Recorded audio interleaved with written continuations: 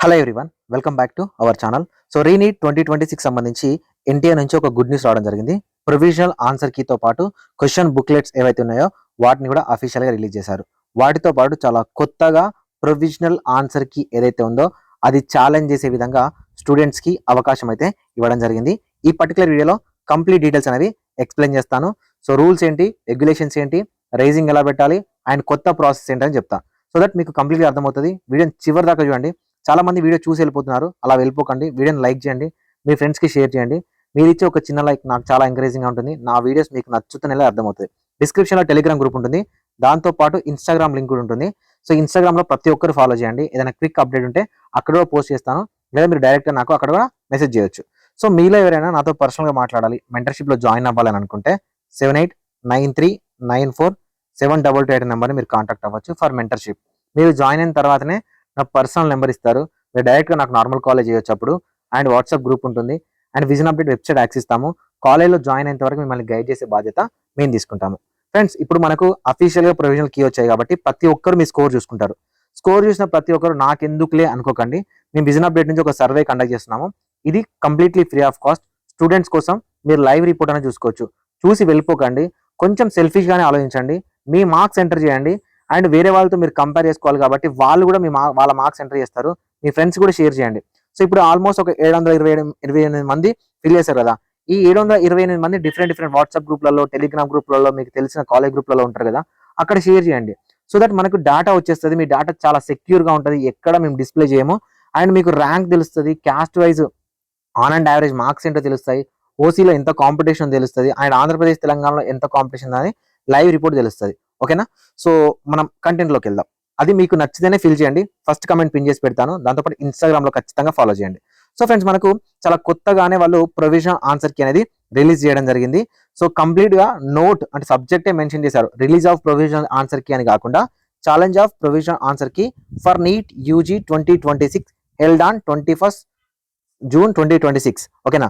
The National Testing Agency has upload the question papers of all 4 sets of NEET UG and the provisional answer key for NEET UG on the website.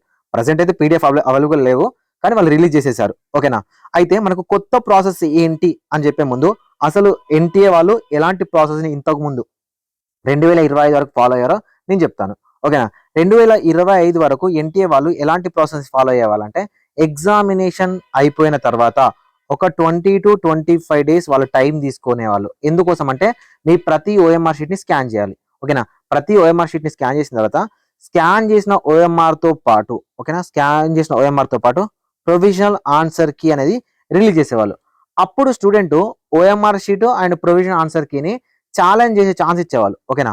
Challenge చేసే chance ఇచ్చేవారు.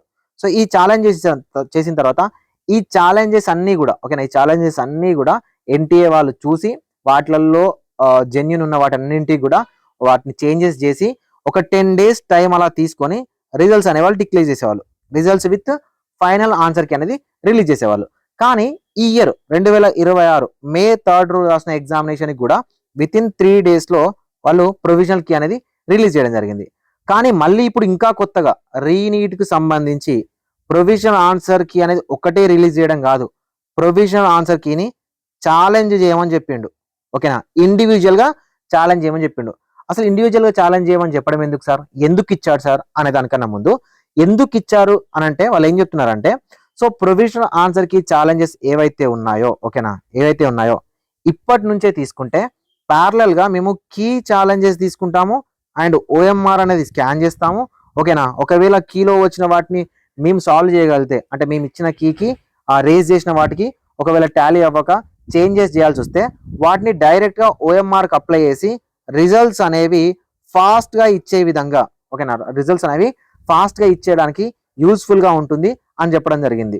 So దీనికోసం 22 లక్షల మంది students ప్రతి ఒక్కరు raise చేయాలని లేదు, ఏ candidate raise చేసినా కూడా, ఓకేనా. ఫర్ ఎగ్జాంపుల్ సెట్ 50, 60, 70, 80, ఇప్పుడు 4 sets ఉన్నాయి కదా. ఇప్పుడు 4 setsలో మీరు ఒక స్టూడెంట్ ఎవరైతే ఉన్నాడో వాడు 50కి సంబంధించిన సెట్కి ఎగ్జామినేషన్ రాస్తే ఆ క్యాండిడేట్ 50 సెట్కి సంబంధించి మాత్రమే గ్రీవెన్స్ పెట్టాలి. ఫర్ ఎగ్జాంపుల్ 70 సెట్ క్యాండిడేట్ ఎవరైతే ఎగ్జామినేషన్ రాశారో ఆ క్యాండిడేట్ 70 సెట్కి సంబంధించిన గ్రీవెన్స్ మాత్రమే పెట్టాలి.